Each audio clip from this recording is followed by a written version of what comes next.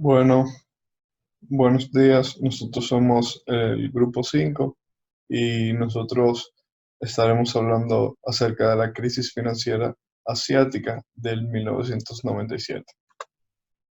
Bueno, para empezar, la crisis financiera fue un periodo de dificultad que se apoderó de Asia en julio del 1997 y aumentó el temor de un desastre económico mundial por el contagio financiero, también conocida como la crisis del Fondo Monetario Internacional, que comenzó el 2 de julio de 1997 con la devaluación de la moneda tailandesa. Por un efecto dominó, sucedieron numerosas devaluaciones en Malasia, Indonesia y Filipinas, que fue lo que generó también en Taiwán, Hong Kong y Corea del Sur. Sin embargo, lo que parecía ser una crisis regional se convirtió con el tiempo en lo que se le denominó la primera gran crisis de la globalización.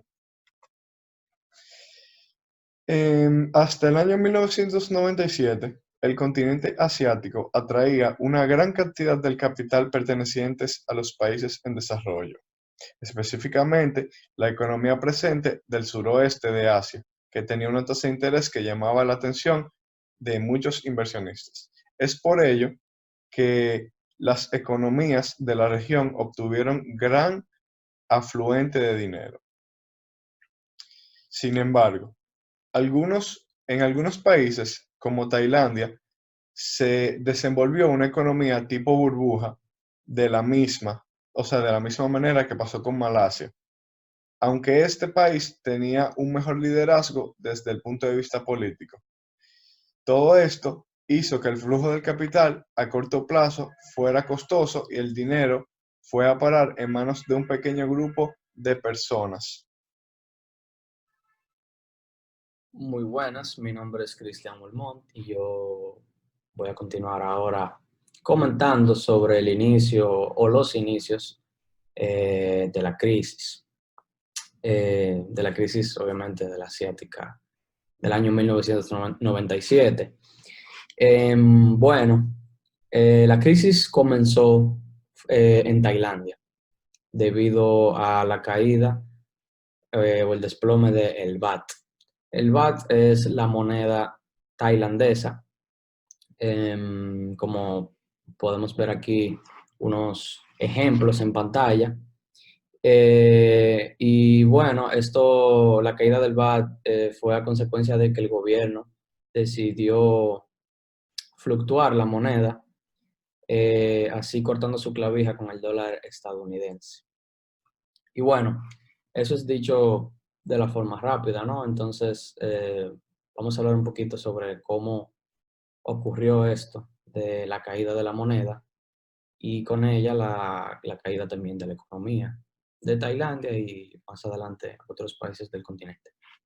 Bueno, Tailandia estaba pasando por un momento en el cual ya los inversionistas no veían atractivo el mercado tailandés, lo cual ocasionó un aumento en el desempleo y así una recesión en la economía del país. ¿Qué sucede? La tasa de cambio de Tailandia era más elevada que la de Estados Unidos, por lo que era atractivo el pensar pedir préstamos en dólares y prestar en baht, la moneda tailandesa, así convirtiéndose en un mercado de intercambio de bahts por dólar. Entonces, ¿qué pasa? El Banco Central entonces decidió comprar más BATs para tratar de sostener la moneda y de que no se agotaran sus reservas de moneda extranjera.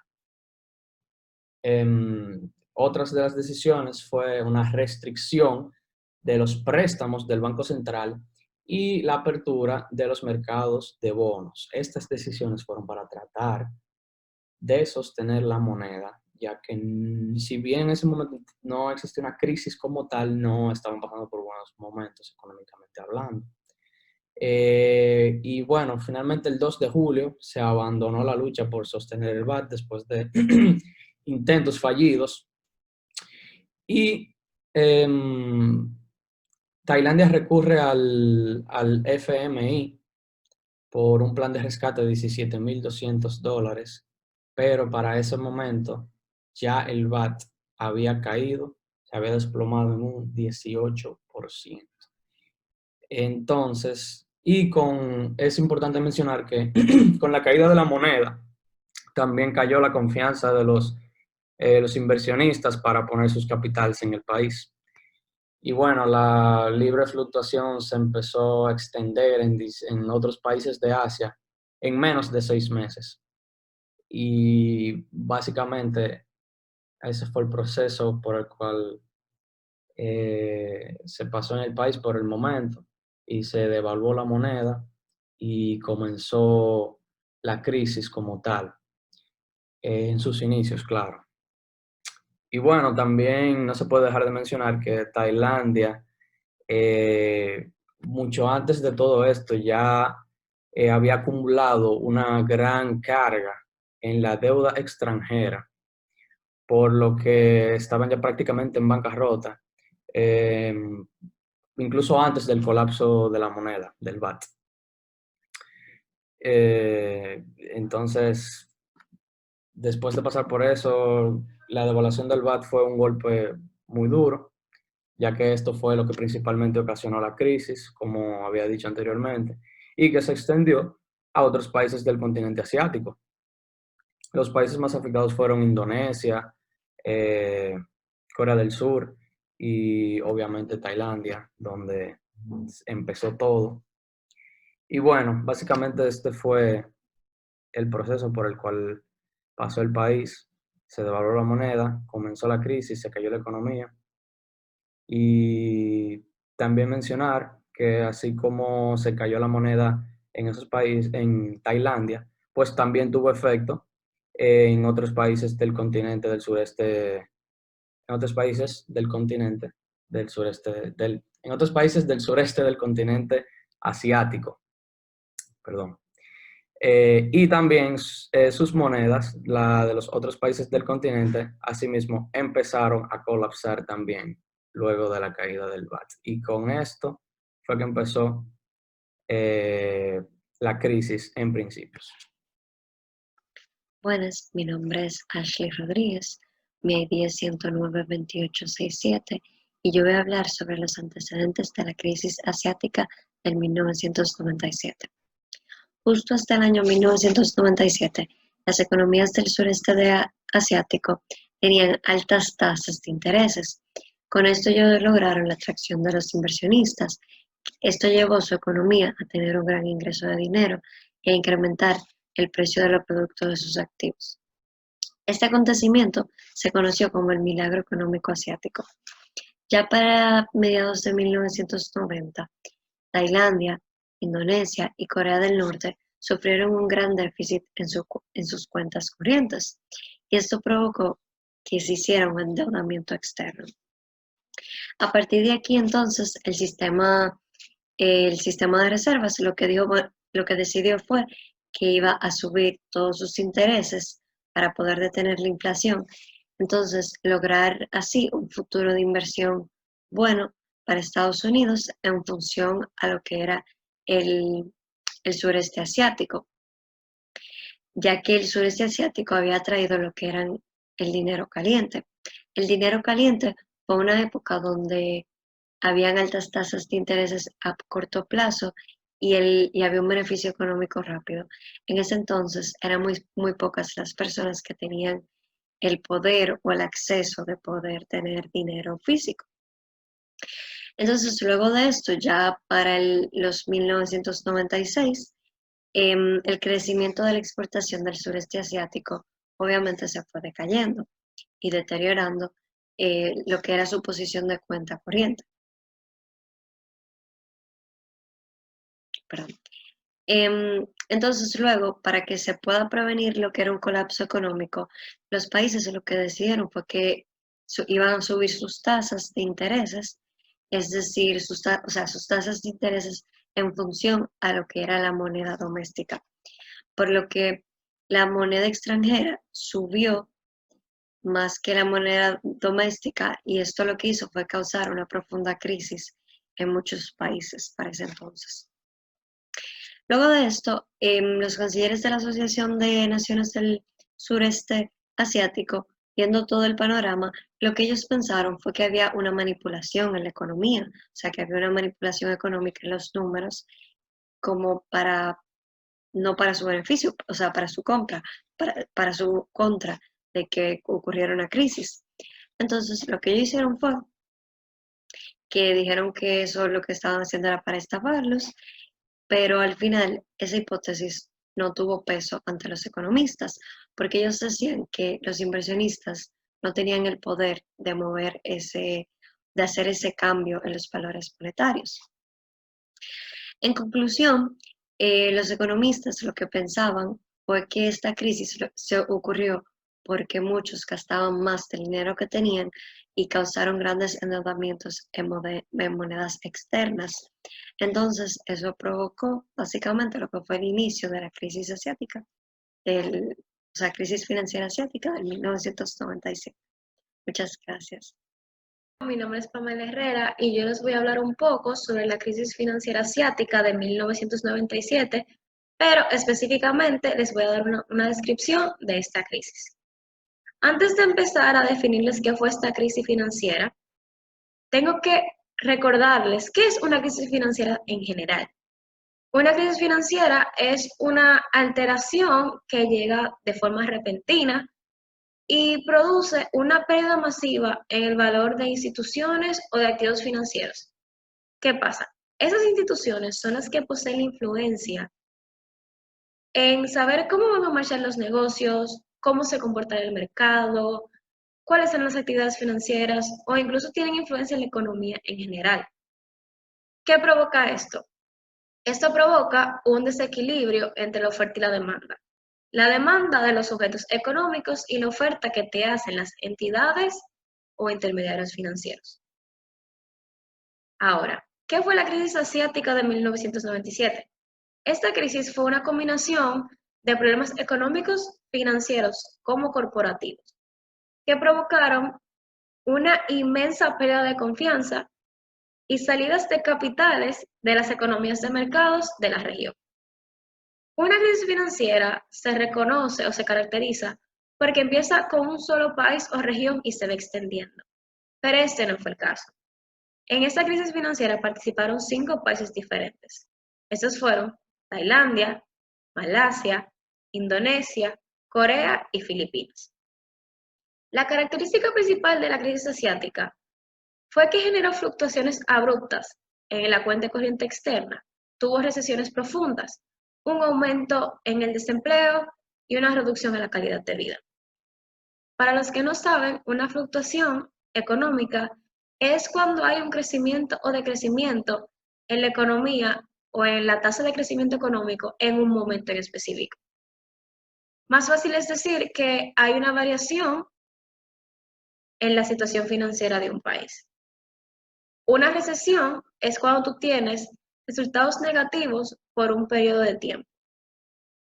El desempleo es algo que a veces beneficia a la economía de un país, pero a la misma vez no. Las personas necesitan empleo para proveerse, para satisfacer sus necesidades.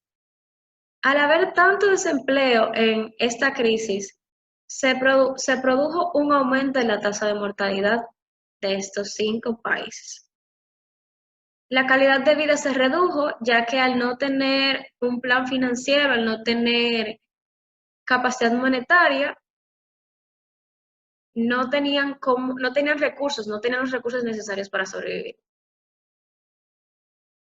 Si pueden ver, en la foto de la derecha, nuestra primera foto, tenemos un gráfico que nos cuenta cómo en el 1997 al 1999 hubo una pérdida masiva en el estado financiero de estos países o de este continente, porque se conoce como asiático. Pero luego se puede ver cómo progresivamente ellos encontraron un ritmo que mejoró a su estado financiero. Hoy en día, si preguntamos cuál es uno de los continentes que mejor está en el lado económico, decimos que es el asiático, ya que aunque este problema pasó hace casi 2 décadas, desde que se pudieron levantar de este golpe tan drástico, han mantenido una economía que va creciendo y creciendo. No han vuelto a tener una caída tan drástica como esta. Ahora, ¿qué hicieron los países asiáticos para poder contrarrestar este problema? Realizaron reformas profundas, redujeron las vulnerabilidades, modificaron las regulaciones, supervisaron los sectores financieros, trataron de anular la deuda en el sector privado y desarrollaron mercados de capitales internos. Sin embargo, como esta crisis duró 2 años, fue la que le dio inicio a lo que fue la primera gran crisis de la globalización. Aunque, como vuelvo a repetir, ahora mismo el continente asiático está muy bien en el lado financiero.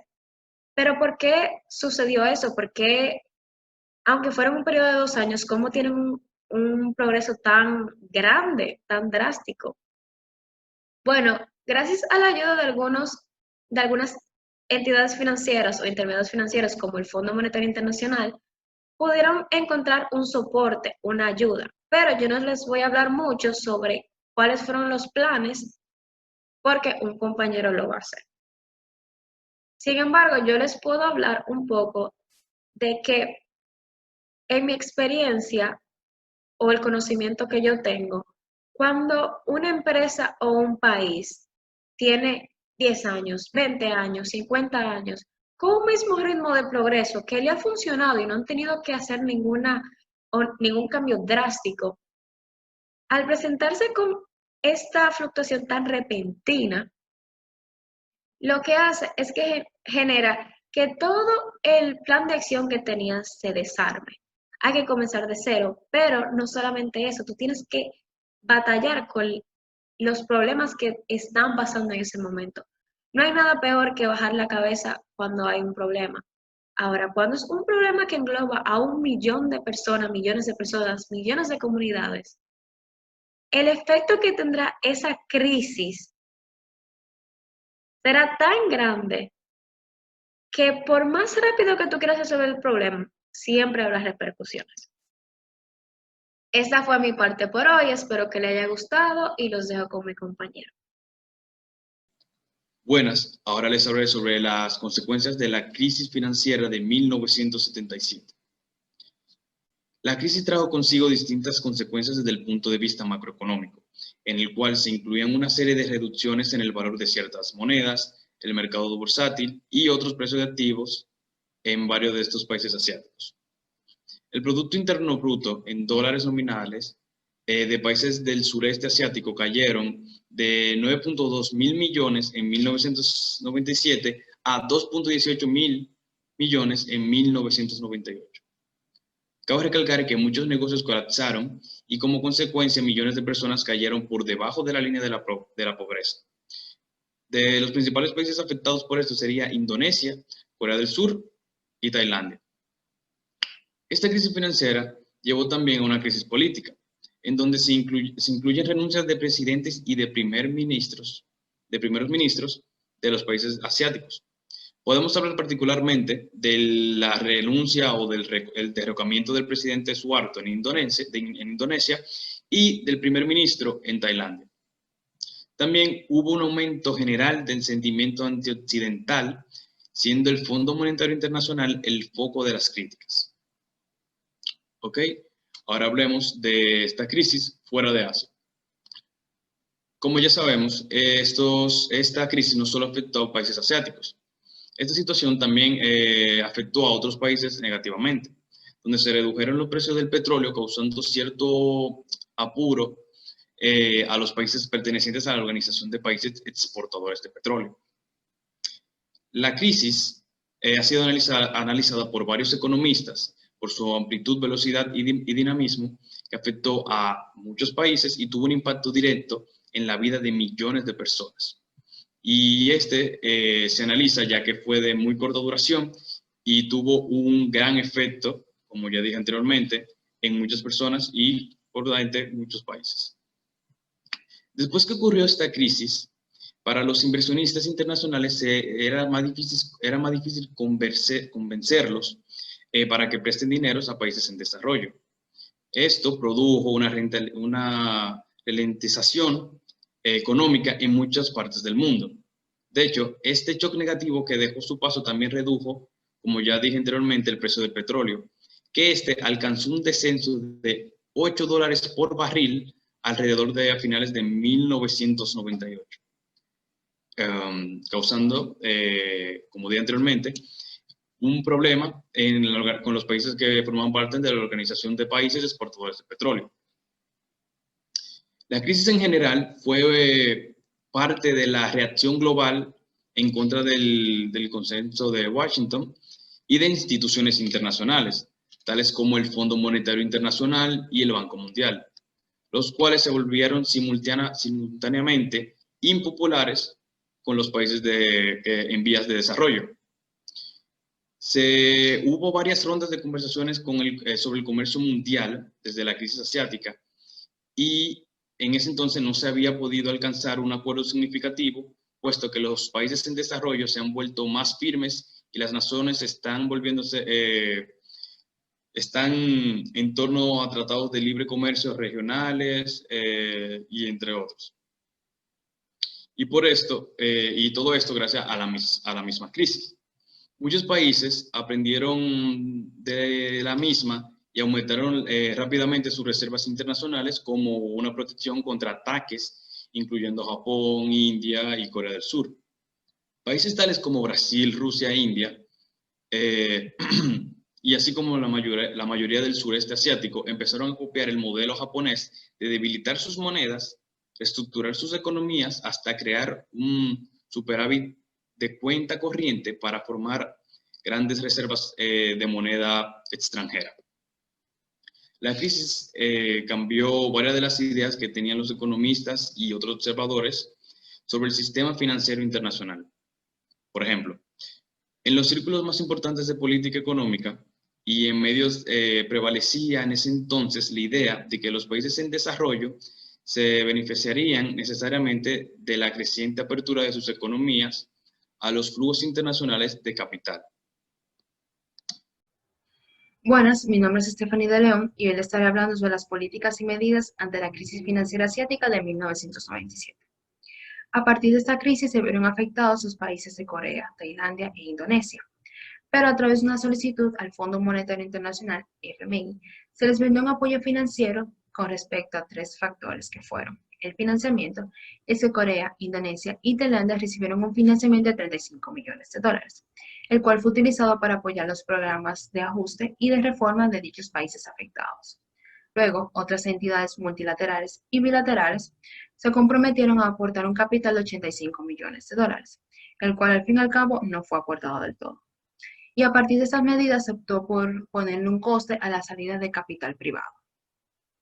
Otro factor es de la política macroeconómica. Es una política económica en la cual se realizan diferentes etapas de una manera más restrictiva para poder cesar el colapso de los tipos de cambio en los países afectados e imposibilitar que la depreciación de la moneda condujera a una espiral inflacionaria a una depreciación aún mayor. Esta restricción política económica fue algo temporal, ya que a través de la recuperación de la confianza y de la estabilización de las condiciones de mercado, se pudo reducir la tasa de interés. A Corea e Indonesia se le aplicó una política fiscal, mientras que a Tailandia se le aplicó una reforma fiscal, ya que un año antes de la crisis, esta había sufrido un incremento de déficit. Y como último factor está la reforma estructural, y es que se optaron por medidas para erradicar los efectos que estuvieran presentes en los sectores empresariales y en el sector financiero.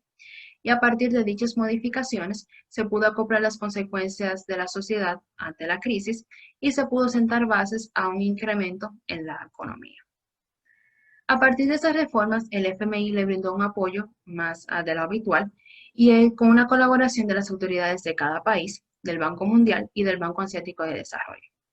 Estos tres países sufrieron reformas de el cierre de instituciones financieras insolventes, la recapitalización de instituciones financieras, la estrecha observación por parte de los bancos y una regulación financiera para evitar repetir esas consecuencias y causantes de la crisis.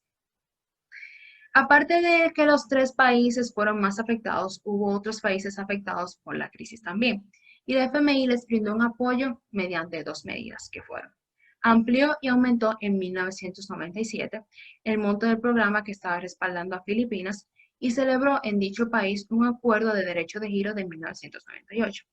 El derecho de giro no es más que una demanda potencial sobre las monedas libremente utilizables por los miembros del FMI, el comercio internacional y las finanzas.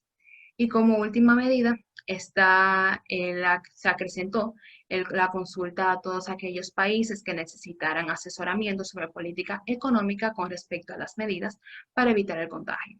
Y en otra parte, el FMI estuvo de acuerdo con las autoridades chinas en que se debía tratar el tipo de cambio en la moneda china frente al dólar de Estados Unidos.